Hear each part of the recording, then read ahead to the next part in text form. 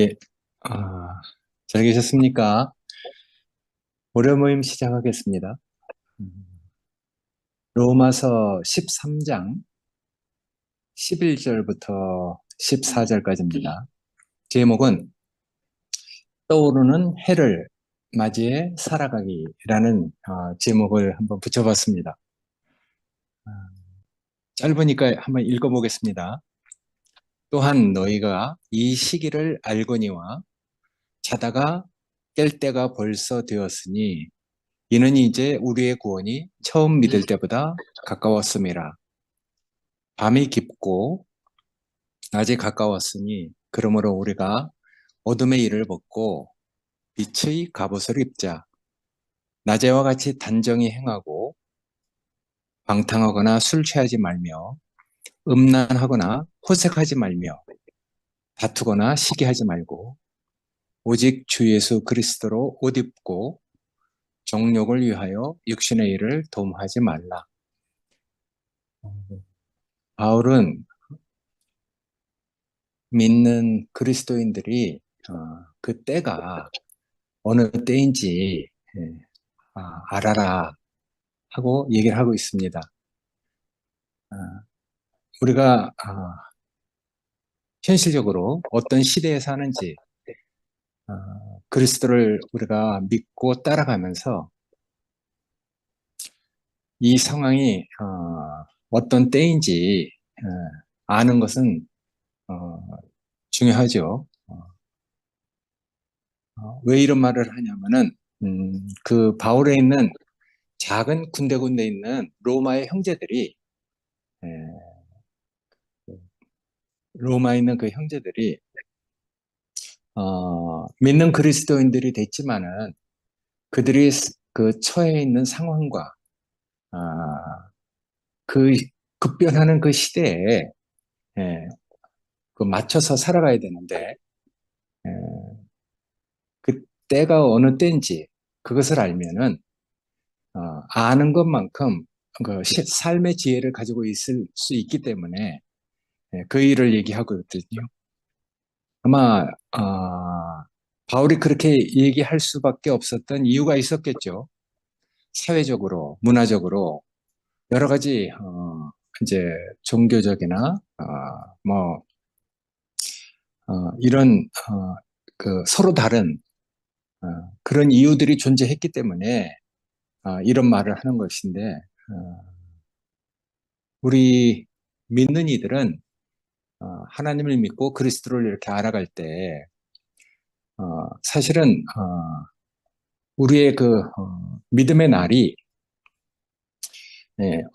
어떤 상황 가운데 있는지 어떻게 우리가 주님을 따라가는지 아는 것이 참 중요하잖아요. 어, 그래서 그리스도인들이 이제 요 초기에 생겼던 문제들이니까 메시아라는 하여튼 온 세상을 구원하는 구원자가 유대의 어떤 사람을 통해서 새로운 세상이 이렇게 열리는 어, 이런 것을 이제 경험해가고 있었단 말이에요. 근데 그때는 부활하신 주님을 믿고 금방 뭐 세상이 뒤집어질 것 같은 주님이 다시 금방 임재하고 이 세상이 뭐 어떻게 바뀔 것 같은 그런 종말론적인 어떤 그 믿음이 있었던 것이 사실이죠. 근데 그 뒤로 우리는 2000년이나 지났잖아요. 근데 이제 그 종말론적인 그들의 그 믿음이 예, 어떤 의미였는지 우리는 이제 그걸 새롭게 이렇게 해석하게 됐죠. 2000년 동안 기독교 안에서 많은 일들이 일어났잖아요. 종말론적인 어떤 일, 그런 해프닝들이 각 세대마다 쭉 있었으니까 우리도 다미성교회를 통해서 한번 그런 것들을 사회적으로 큰 문제가 된다는 것을 경험해 왔기 때문에 어, 그러니까 이제 그 종말론적인 것을 우리는 이제 다르게 해석하게 됐잖아요. 음, 그리스도를 믿고 내가 바라고 있는 내 안의 세상이 끝나는 것. 그래서 내가 하나님이 원하는 그 인격으로 거듭나는 것. 그래서 나의 그 옛, 옛사람이 끝나는 그런, 그 종말, 내 옛사람이 그리스도와 함께, 내가 바라고 있는, 내가 기대하고 있는 어떤 것이 끝나는 것이, 하나님이 정말 원하는 것이었구나. 왜냐하면 하나님을 따라가는 이 세계는, 어, 인격적인 세계니까. 그러니까 성경에서 가장 기본적으로 얘기하고 있는 나를 위한 그런 세대에서, 그런 세계에서 그리스도를 믿는 세계로 옮겨지는 것, 어, 그것 때문에 이런 일들이 일어나는 것으로 우리는 이제 이렇게 이해하게 됐잖아요. 음, 그러나 그 초기에 그 믿는 이들은 그렇게 생각을 못했으니까.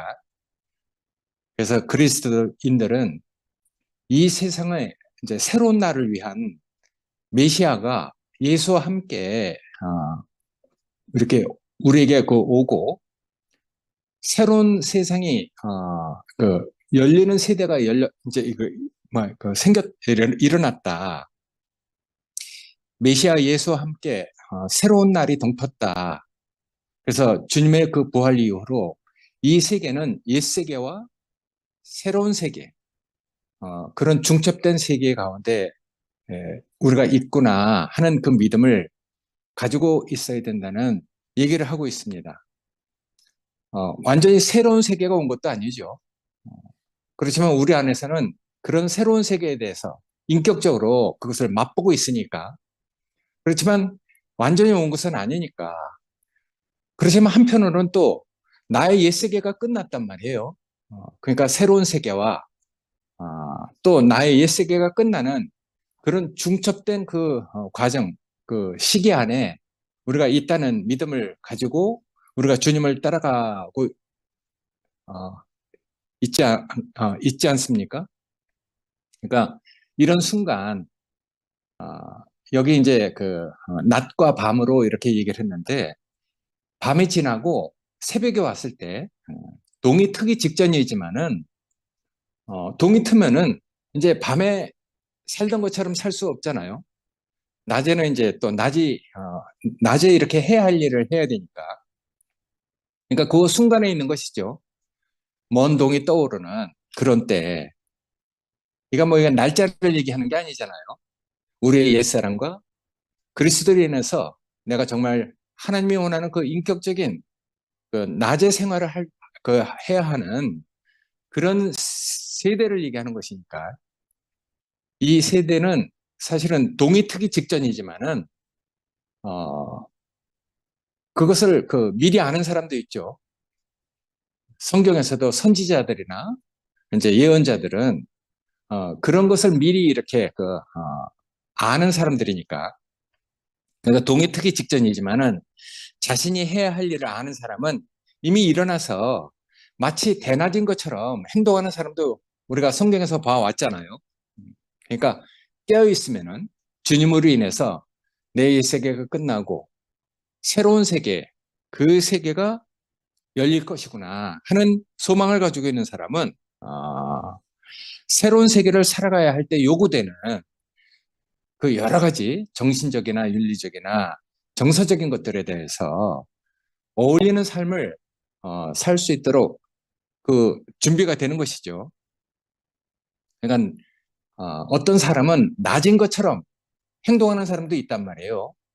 우리도 이제 부지런한 사람은 뭐 새벽형 인간이라 해갖고 새벽에 일찍 일어나서 낮에 할 일을 새벽에 이렇게 막 열심히 하는 사람도 있는데 그런 사람들은 대부분 부지런하잖아요.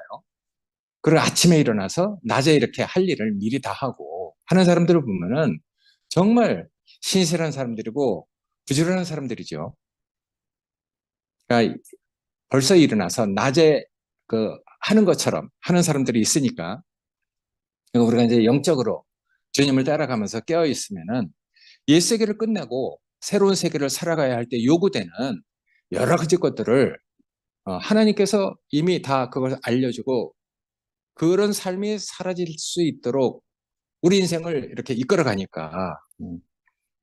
그러니까 그런 낮에 어울리는 삶이 가능하도록 우리를 이끌어가고 그렇게 환경을 배열해 주시잖아요. 그래서 예를 들었는데 주님을 맞이한 슬기로운 다섯 처녀, 뭐 일찍 일어나서 밤중에 신랑을 맞이했으니까 신랑과 함께 뭐 하여튼 살아가야 되니까 아침 일찍이 그 사랑하는 신랑을 위해서 뭐 어떤 일을 하는 게 어렵지 않잖아요. 그러니까 지혜로운 신부는 항상 신랑에 의해서 단장되어 가는 것이죠. 마치 다른 예가 있지만은 주인이 혼인집에서 돌아와서 문을 두드리면은 곧 열어주려고 기다리는 그런 사람들, 늘 깨어있는 사람이잖아요. 그럴 때 주님이 와서 우리에게 깨어있다는 것을 알면은 우리가 얼마나 복이 됩니까? 우리가 작지만은 그런 것들을 다 경험해 왔으니까. 그래서 혼인집에서 돌아온 주인은 허리에 띠를 띠고 그 종들을 자리에 앉히고 나와서 수종을 들어주잖아요. 메시지 성경엔 더 구체적으로 돼 있죠. 주인이 앞치마를 두르고 새벽에 깨어서 주인을 기다리는 종들을 위해서 그 종들을 식탁에 앉게 하고 주인이 식사를 대접하고 그들과 함께 결혼잔치를 함께 할 것이다 이렇게 얘기를 했는데 메시지 성경을 어떤 때 읽어보면은 그냥 이제 주석이나 다른 성경에서 이야기하는 것보다도 더 구체적으로 얘기를 해주기 있기 때문에 어떤 의미들이 우리한테 이렇게 싹 잘 스며들어오죠. 그러니까 신랑이 항상 있어야 되는 것이잖아요. 늘 신랑을 깨어 기다리는 슬기로운 다섯 처녀처럼. 어, 그래서 우리가 이런 이제 삶을 살아왔기 때문에 바울은 그렇게 얘기하잖아요. 11장에서 너희가 이 시기를 알거니와 자다가 깰 때가 되었으니 이제 우리의 구원이 처음 믿을 때보다 가까이 왔다. 그렇게 얘기를 했는데 우리가 새 생명을 얻고 나서 많은 과정을 거쳐서 우리의 믿음이 처음 믿을 때보다 완전히 좀 달라졌잖아요. 생명은 자라는 것이니까, 성장을 하는 것이니까. 처음 믿을 때하고 똑같은 그런 자리에 있으면 안 되겠죠. 우리의 구원이 그리스도를 알아가는 인식과 내가 그 살아가는 삶의 그 방향이 이제 그 주님을 향해서 이렇게 딱 고정돼 있으니까 아, 많이 바뀐 것이죠. 그래서 바울은 로마의 형제들이 지금이 어느 때인지 그것을 알고 있을 거라고 추정을 하고 얘기를 하는 것이거든요. 여기서는 이제 먼저 상근이 형제가 얘기했듯이 크로노스, 단순히 뭐 연대기적 시간이 아닌 특별한 순간, 주님이 그 부활 안에서 함께 죽고 함께 다시 사는 카이로스, 그 수직적 세계잖아요. 우리에게 오는 다른 세계죠. 직관적으로 오고 이건 특별한 그런 시간을 의미하는 것인데 어쨌든 바울이 얘기하는 지금은 깨어 있을 때다. 그 바울이 얘기하는 그 말을 알아듣는 사람은 옛 시대와 동토 오고 있는 멀리서 해가 이렇게 탁 떠오르고 있는 그런 시대에 대해서 어느 정도 이렇게 개념을 가지고 있으니까 그런 시대에 대한 그 체험이 구원받은 사람은 대부분 다 있잖아요. 자기 옛 세계가 끝나고 그리스도와 함께 자기가 죽은 자로 발견돼서 그의 그 부활 안에서 우리 자신이 이렇게 발견되면은 세계가 바뀌게 되잖아요. 그래서 이런 세계를 경험한 사람은 이제 앞으로 그리스도와 함께 동토하고 있는 그런 새 시대에 대한 그런 어떤 경험 그런 것들을 미리 이렇게 맛보아 알 수도 있는 것이죠. 그래서 바울은 그렇게 형제들이 이제 날이 완전히 밝기 전에 일어나기를 기대하고 얘기를 하고 있습니다. 우리의 구원이 처음 믿을 때보다 더 가까웠기 때문이다. 구원의 날이 이미 이르렀다는 것을 아는 사람은 그때 적합한 방식으로 사는 지혜도 저절로 알게 되겠죠. 그러니까 밤이 깊고 낮이 가까워왔으니 그러므로 우리가 어둠의 일을 벗고 빛의 갑옷을 입자 이렇게 얘기했는데 바울은 이제 어둠이 지나갔으니까, 이거는 이제 인격적이고 이면적이고 영적인 그 세계에서 얘기를 하는 것이잖아요. 바울은 이제 깰 때가 되었다는 말을 합니다. 밤이 거의 끝나가고 동이 터오고 있다는 얘기를 하고 있거든요. 그럼 이제 밤의 활동들을 멈추고 낮에 적합한 그런 삶을 살아야 되잖아요. 우리가 주님을 따라가면서 아직도 우리가 옛사람 그런 삶을 계속 살아간다면은 주님을 만난 이유가 없어지는 것이죠. 그래서 밤의 활동들을 멈추고 낮에 적합한 그런 무기들이라고 했는데 이것을 입어야 된다 이렇게 얘기하고 있거든요. 어, 그러니까 이거는 뭐 다른 성경에 있듯이 그리스도로 전신갑주를 입자 이런 의미와 같은 말이겠죠. 그래서 그 데살로니가 그 전서 5장에 주의 날이 도둑같이 이를 것이기 때문에 잠들어 있는 자들은 결국 여전히 고통을 받겠죠. 그렇지만 깨어 있는 자들은 술 취하지 않고 주님이 주신 그런 빛의 갑옷을 전신갑주를 입어야 된다고 데살로니가 그 전서에서도 얘기를 하고 있는데 여기 이제 입다 이런 말은 사실은 우리가 그 입는다는 그 동사가 주 예수 그리스도를 옷 입는다는 것을 미리 그 내용적으로 말하고 있잖아요. 빛의 갑옷을 입자 이렇게 얘기를 했는데 낮에 적합한 무기들을 의미하는 것이죠.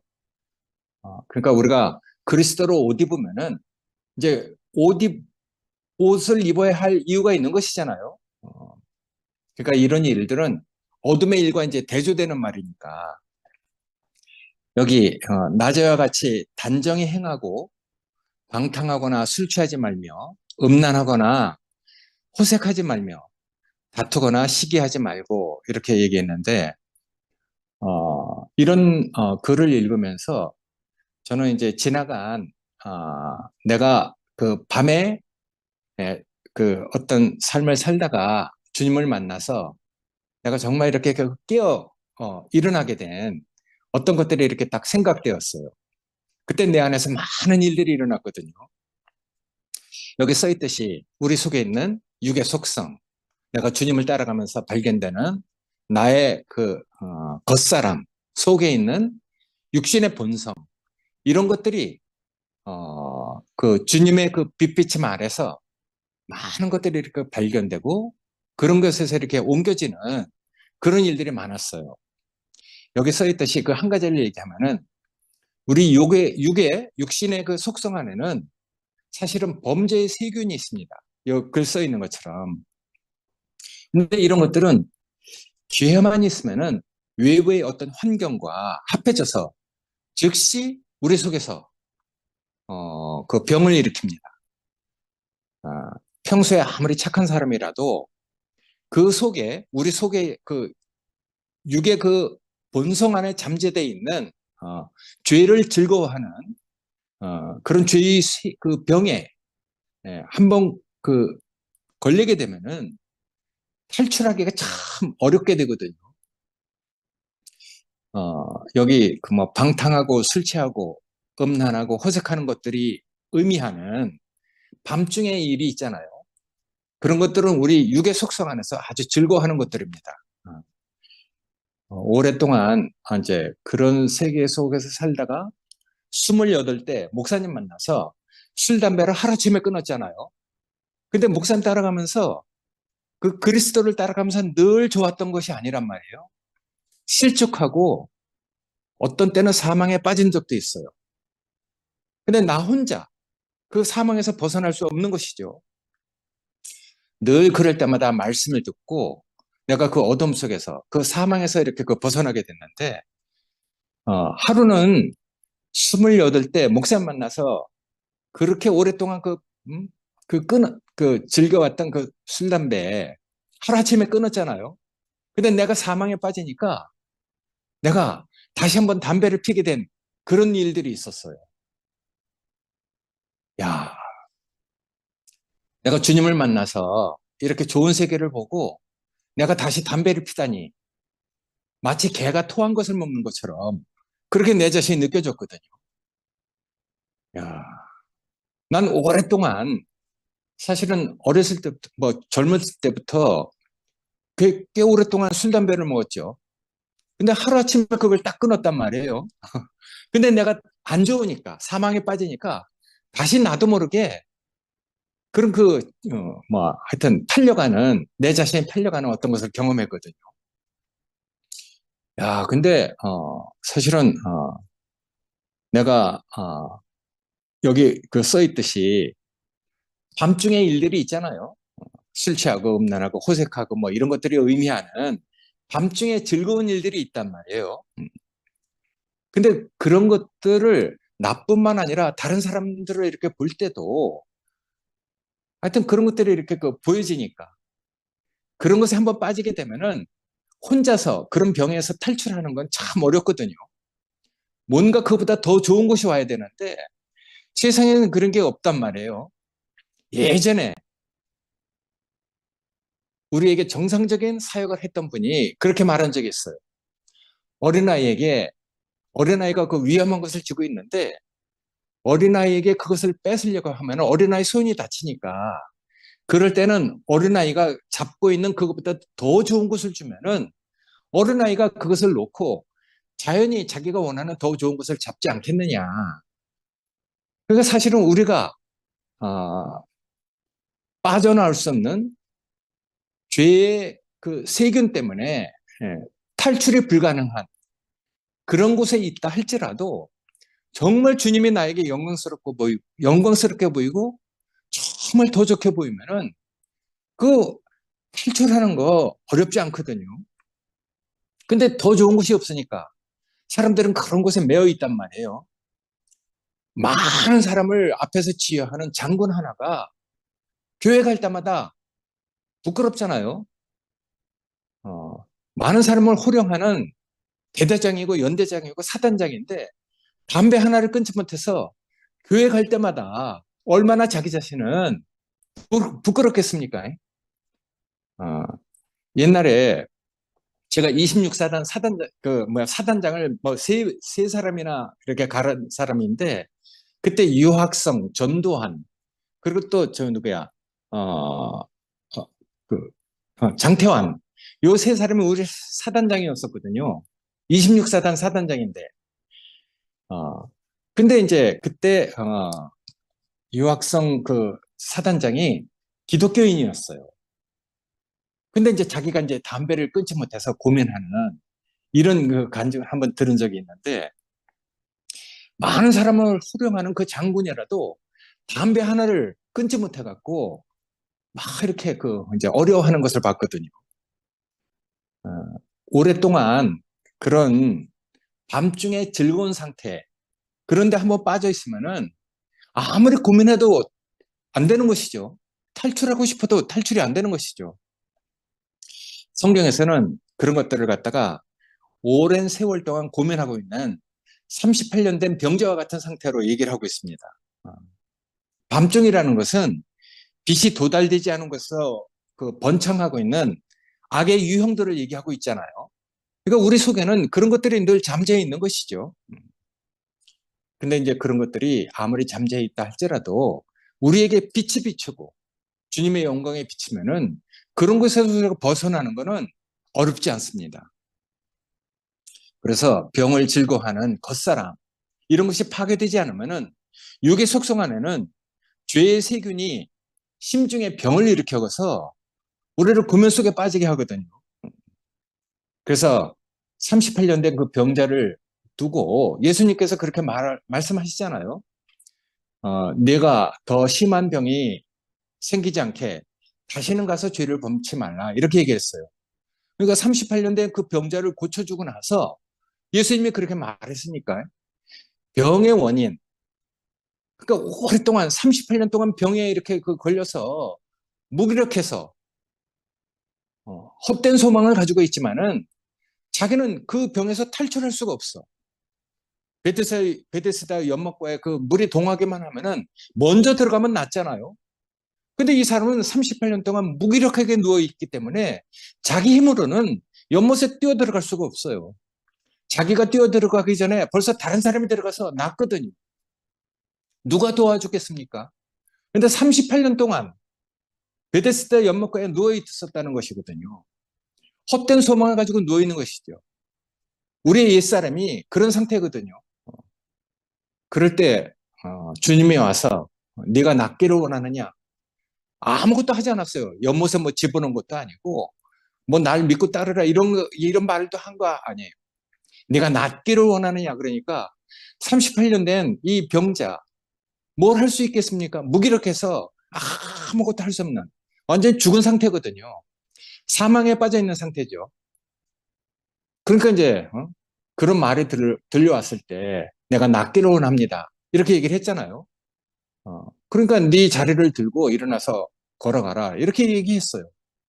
단신우님 어떤 말을 듣고 믿고 자기 자리를 자기 어깨에 짊어지고 걸어갔는데 이 환자는 낫단 말이에요.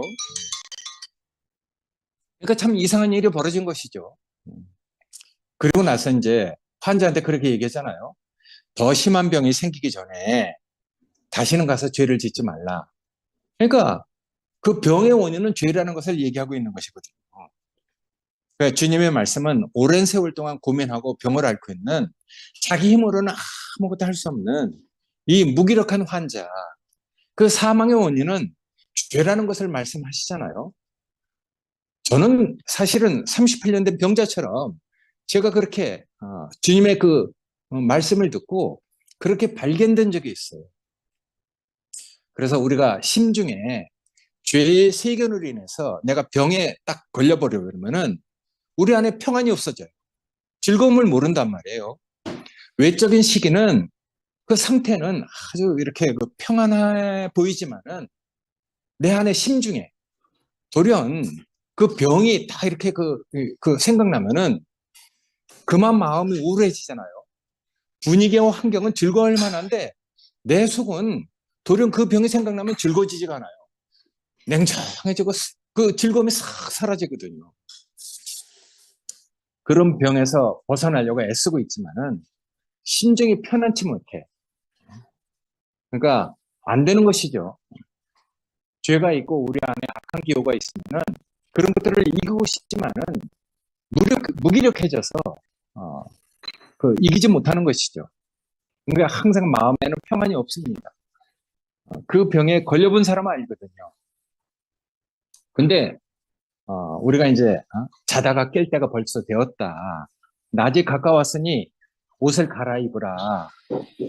야, 잠에서 우리를 깨우신 주님이 있잖아요. 어, 뭐 그건 개마다 다 이렇게 어떤 상황이 다르고 그러지만은 뭔가 내 자신을 시인하게 하시는 빛이 온 것이죠. 내 자신이 누군지, 내 겉사람이 옛사람의 어떤 속성을 따라서 어떤 사망에 빠져 있는지 그것을 시인하고 받아들이게 하는 어떤 말씀이 있잖아요. 영광을 봐야죠. 빛의 주님을 만나야죠. 그래서 내가 정말 죽으려고 애쓸 필요도 없이 그런 병에 걸려있는 내가 죽은 사람이구나. 그걸 시인하고 받아들이면은 우리 이제 자리가 옮겨질 수 있으니까. 그래서 우리를 그렇게 밤중에서 깨우신 주님이 있고 사망에서 일으키신 주님이 있으니까 그렇게 주님이 하시는 일이 정말 놀랍잖아요. 어둠의 일을 벗고 낮에와 같이 단정히 빛의 갑옷을 입고 일을 하게 하신 주님이 계시다는 게 정말 놀랍죠. 14절에 오직 주 예수 그리스도를 옷 입고 정욕을 위하여 육신의 일을 도모하지 말라 이렇게 얘기를 했는데 뭐 이게 적당한 말인지 모르겠습니다만은 어쨌든 하나님을 만나서 여러 가지 경험을 했는데 여기 써 있듯이 아버지는 다른 사람의 무식함에 대해서는 관심이 없어. 근데 부모는 자기 자식이 무식한 것은 견딜 수가 없잖아요. 그래서 나도 내 아들이 그냥 뭐 사회생활을 잘하고 살아갈 수 있도록 공부를 시켰죠. 부모는 자식이 무식한 건 견딜 수 없으니까. 그래서 잔소리하게 되고 혼내지 않을 것을 막 혼내고 막 그러잖아요. 그게 부모죠. 그래서 우리가 그런 부모를 만나잖아요. 그런 하나님을 만나는 것이죠. 그러니까 하나님 아버지를 따라서 우리가 이제 배우는 공과가 있잖아요. 하나님은 우리에게 두신 뜻이 있으니까 세상 사람처럼 내버려 두면 안 되잖아요. 그러니까 우리가 하나님 아버지를 따라서 우리가 이제 많은 것들을 배워가게 되는데 제일 첫 번째 배우는 공과가 저 같은 경우에는 겉사람의 그 파괴, 내 이 겉사람이 어, 육의 속성을 따라서 살고 있는 아까 그 사망 속에 빠질 수밖에 없는 그 죄의 세균으로부터 탈출이 불가능한 그런 것들을 경험하면서 내가 겉사람이 어떻게 이게 문제가 되는지 그것을 배우게 됐거든요. 그러니까 겉사람이 처리가 되지 않으면은 아무리 마음이 원하고 우리가 머리는 다 알잖아요. 계시는 다 이렇게 이제 볼 수 있으니까. 그러니까 계시를 보는 게 문제가 아니고 계시를 살아낼 수 있는 힘이 없잖아요. 그러니까 이제 그게 문제가 되는 것이죠. 그러니까 계시를 본 것과 계시를 살아내는 것은 전혀 별개의 문제예요. 그러니까 속 사람은 정말 주님의 뜻을 따라서 살고 싶어도 그걸 활동하고 살아내지 못하니까. 그러니까 이제 나도 바울처럼 오라 공고한 자로다. 이 사망의 법에 몸에서 누가 나를 건져내랴 하는 탄식을 하게 되잖아요. 마음으로 분명히 원하는데 내 육신 안에 있는 그 죄의 법을 내가 이길 수 있는 힘이 없는 것이죠. 그래서 나도 모르게 육신 속에 있는 그 죄의 법 아래 내가 팔려가는 것을 우리가 다 경험하잖아요. 그런 공감 속에 빠져본 사람은 아는 것이죠. 그러니까 주님에게 쓰여지느냐 못 쓰여지느냐의 문제는 나의 영의 문제가 아닙니다. 내 겉사람의 문제거든요. 그래서 사망 속에 있었던 공고하고 혼란한 것을 통해서 겉사람이 파괴되지 않은 내가 주님을 따르고 주님의 일을 하려고 했던 것이 문제라는 것을 알게 됐어요. 그러니까 육의 속성에서 해방되고 자유하지 못한 내가 주님의 일을 하고 뭔가 복음을 전하려고 했으니까 사람이 그런 사람이 아닌데 복음을 전하려고 했으니까 복음이 전해지겠습니까? 음. 그러니까 그럴 때 나는 항상 그랬거든요. 내 생각이 옳고 내가 맞다고 생각하고 그리고 성급하게 판단하고 그리고 여러 가지 어쨌든 나를 위해서 궁리하고 했던 그 많은 내 사고들, 내 기준들, 내 감정들 이런 내 어떤 그 육신 안에 있는 그 속성이 내 겉사람을 입고 나타나는 것 이런 것들을 이제 알게 됐단 말이에요. 야, 그러니까 하나님의 말씀이라는 건 정말 신기하죠.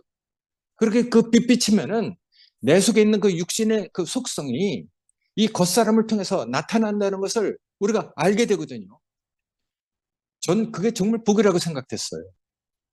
그래서 이 겉사람이 파괴되지 않은 내 속에 있는 그 육신의 그 본성이 나라는 이 처리되지 않은 내 자신을 통해서 나타나는 것, 그게 문제라는 것을 알았거든요. 분명히 한쪽에 내 속사람은 정말 주님의 일을 하고 싶고 주님을 따르고 싶은데 또 다른 내가 있어서 그게 안 되는 것이죠. 그래서 나는 내 속에 두 사람이 있다는 것을 알았어요. 야, 육신의 속성을 따라가고 있는 그 옛사람. 이건 항상 겉사람을 통해서 뭔가를 이렇게 보이려고 하고 내 이름을 나타내려고 하고 내 이름을 세우려고 하는 나를 위해서 살려고 하는 그 내 옛사람. 이게 항상 겉사람을 통해서 나타나거든요. 이게 문제라는 걸 알았어요. 근데 또 한쪽으로는 하나님의 말씀을 듣고 분명히 하나님의 말씀을 따라서 살고 싶은데 안 되는 것이죠. 그래서 내 속에서 두 사람이 싸우고 있다는 것을 알았어요. 근데 나중에 그런 고민이 깊어가니까 그 고민이 정말 공고해서 정말 살아갈 수 없는 그런 지경에 이르려니까 그게 이제 이렇게 딱 알아졌어요. 갈라지기 시작했죠. 뭐를 해도 이 겉사람의 문제구나.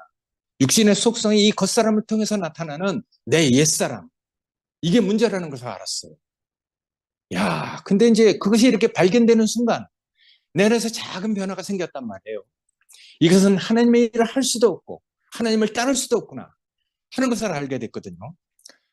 분명히 내 생각은 맞아. 내가 판단이 정확해. 근데 내가 너무나 나를 신뢰하고 있었다는 것을 알게 됐죠. 근데 그렇게 나타나는 그 결과는 모든 것이 다 엉클어졌어요. 하나님의 일을 할 수도 없고 사람과의 관계도 다 이렇게 안 되고, 그래서 내가 바라는 육신에 속한 이런 것들은 다 하나님을 따를 수도 없고 하나님을 기쁘게 할 수도 없다는 것을 알았거든요. 우리가 그래서 그런 그 밤의 일, 내 육의 속성이 겉사람을 통해서 나타나기를 원하고 그런 것들로 뭔가를 해보려고 하는 내 옛사람, 이런 것들이 이제 문제가 됐다는 것을 알았거든요. 우리가 잠에서 깨어나면은 그런 옛사람을 따라서 살지 않게 됩니다. 야, 우리 겉사람의 그 본성을 우리가 다 알게 되는 것이거든요. 그래서 우리 겉사람이 파괴가 되면은 육신의 일을 도모하는 죄의 속성, 이것은 이제 어떤 문제를 일으키는지 그걸 다 알게 되거든요. 그래서 여기 써 있는 것처럼 건강한 정상세포, 나는 정상세포라고 얘기했는데 그것을 지금 와서 생각하니까 말씀이었던 것 같아요. 주님 자신의 인격이었었던 것 같아요. 주님 자신의 인격과 그 말씀이 내 안에 들어서 내 속사람을 강건케 하니까 분명히 육신 안에 있는 그 육의 속성, 그걸 통해서 나타나는 내 겉사람, 이런 것들이 얼마나 문제를 일으킨다는 것을 알게 됐거든요. 그래서 여기 써 있듯이 이 겉사람이 파괴가 되면은 육신의 일을 도모하는 죄의 속성, 이것은 건강한 정상세포에게 둘러싸여서 아무런 능력을 발휘하지 못하려거든요. 우리 몸에도 그렇잖아요. 암을 일으키는 그런 세포가 늘 있대. 그렇지만 내가 건강하게 되면은 이 건강한 세포가 그 암을 일으키는 그 세포를 둘러싸서 암세포는 활동을 못하는 것이죠. 그래서 나 이런 것들을 이렇게 하여튼 알고 난 다음서부터는 겉사람의 요구로부터 내가 자유하게 됐어요. 그래서 그런 자유를 맛보고 그런 곳에서 내가 그렇게 해방된 만큼 정말 나를 이끌어가고 나에게 그런 그 공과를 배우게 하신 하나님을, 정말 주님을 따르게 됐거든요. 그러니까 우리가 그런 것 같아. 하나님에게 배우지 못한 것은 절대로 말해내지 못합니다. 하나님에게 배우지 못한 그 공과는 절대로 내가 살아낼 수 없는 것 같아요. 지식으로 아무리 배우고 신학적으로 아무리 배워도 하나님에게 직접 배운 거하고 다른 것이거든요. 그러니까 하나님께 배우지 못한 것, 절대로 다른 사람에게 말해낼 수 없고 가르쳐줄 수도 없어요. 그러니까 자기만큼 배우고 자기만큼 가르쳐줄 수 있는 것이죠. 이 사람은, 그 겉사람이 파괴된 이 사람은 절대로 이제 하나님을 떠날 수 없는 것이죠. 마치 나침판이 항상 북쪽을 가리키는 것처럼 항상 아버지를 향해서 내 속사람이 다 이렇게 그 방향을 잡고 서 있게 되거든요. 내 속사람, 내 영은 하나님을 떠난 적이 없어요. 그 뒤로 내 자신이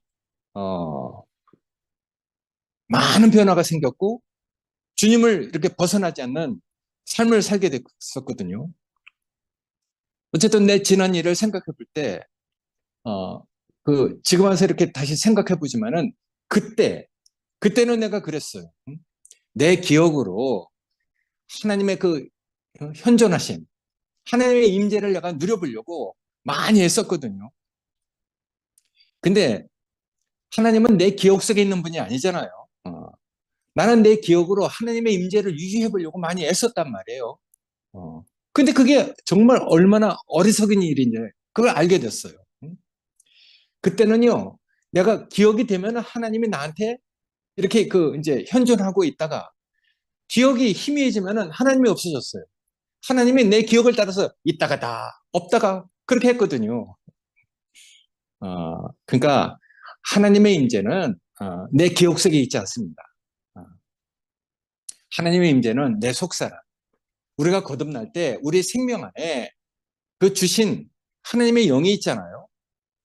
그러니까 그 영은 우리 그 속사람, 우리 생명 안에 있는 것이지 내 기억 속에 있는 게 아니란 말이에요. 그래서 나는 어떤 때는 하나님의 은혜를 내 감정으로, 내 인식과 사고력으로 누리잖아요. 그게 사실이니까. 그렇지만은 내 감정도, 내 사고도 하나님과 같은 성질의 것이 아니니까. 그러니까 난 그런 것들을 통해서 하나님의 임재를 누려보려고 했었단 말이에요.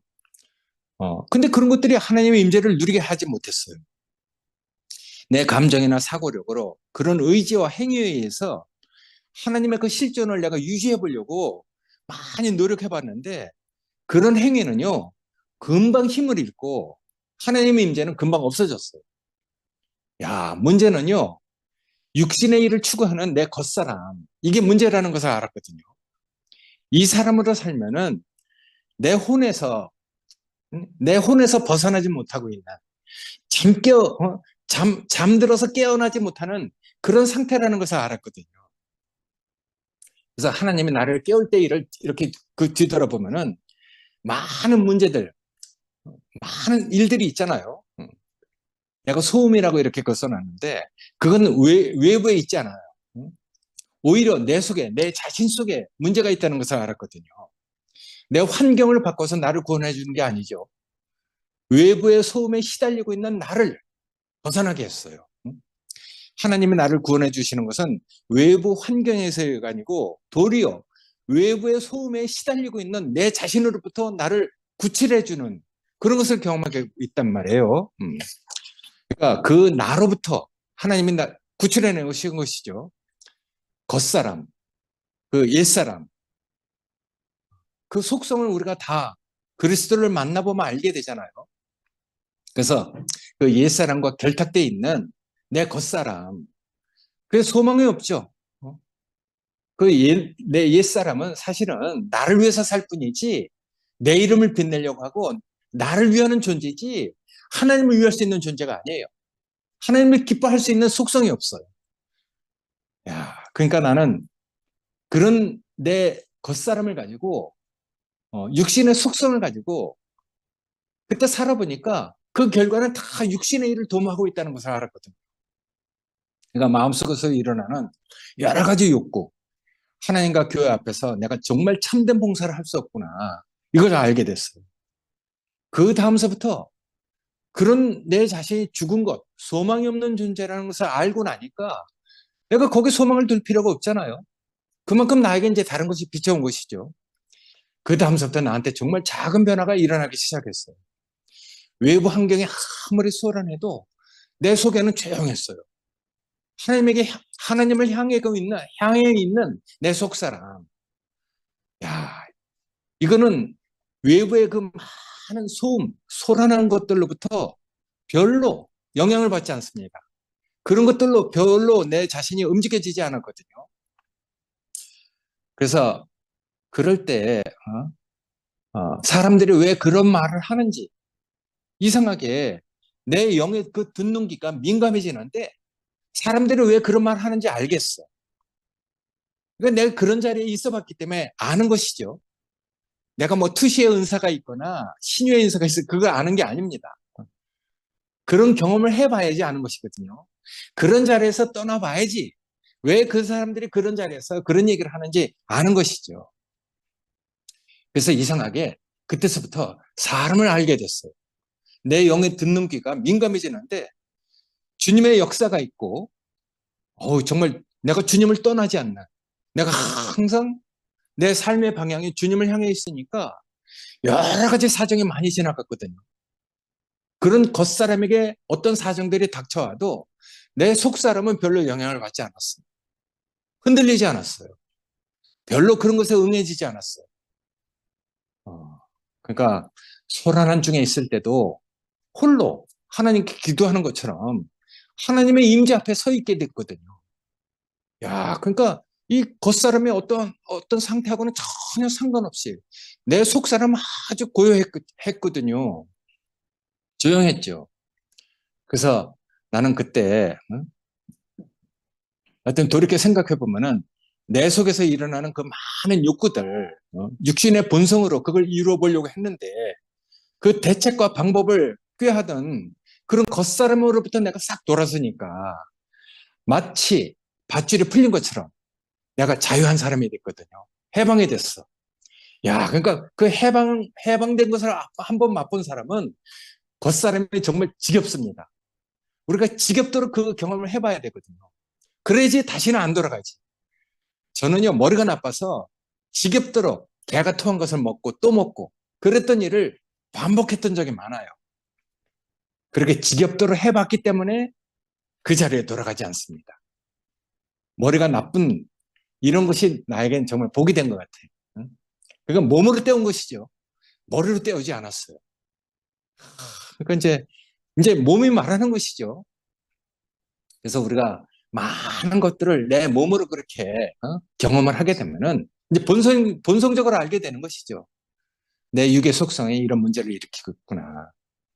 그런 곳에서 이제 우리가 자유하게 되니까, 해방을 받게 되니까, 야, 우리 속 사람이 주님을 따라가는데 얼마나 가볍게 되는지, 얼마나 정말 시원하게 되는지. 그러니까 우리 속 사람은 결코 아버지를 떠나지 않습니다. 우리가 거듭날 때 우리 생명 안에 그렇게 두신 주님이 우리에게 주신 그 영, 그건 항상 하나님을 향해서 하나님을 따라서 살도록 돼 있거든요. 즐겁게 하나님이 우리에게 기뻐하시는 일을 행하게 돼 있습니다. 하여튼 우리가 이렇게 작은 경험이지만은 그리스도를 옷 입는다는 게 무엇인지 이런 경험을 통해서 알게 되잖아요. 문제는 우리 겉사람입니다. 지금도 뭐 겉사람이 없다는 얘기가 아니에요. 있지만은 매이지 않습니다. 자유하게 됐거든요. 그래서 우리가 속사람을 따라서 정말 하나님이 우리에게 주시는 그 놀랍고 아름답고 영광스러운 그 그리스도가 우리를 이끌어가는 그런 생명의 길, 그 길 안에서 우리가 이렇게 갈 수 있는 그런 사람이 됐다는 게 얼마나 감사합니까? 우리 안에서 많은 문제가 일어났잖아요. 근데 이런 문제에 빠지지 않습니다. 지금은 낮이 아니냐. 낮에 다니는 사람이 왜 구덩이에 빠지겠느냐. 이런 것처럼 하여튼 우리가 떠오르는 해를 맞이해서 살아갈 수 있도록 늘 깨워주시고 그리스도로 옷 입고 살아갈 수 있는 이런 은혜를 우리에게 베푸시는 주님이 계시다는 게 저한테는 구원입니다. 하여튼 우리가 이렇게 작은 체험을 가지고 우리가 서로 다 이렇게 구원을 교통할 수 있다는 것, 이것처럼 복된 일이 없는 것 같습니다. 감사합니다. 아멘. 아멘. 할렐루야.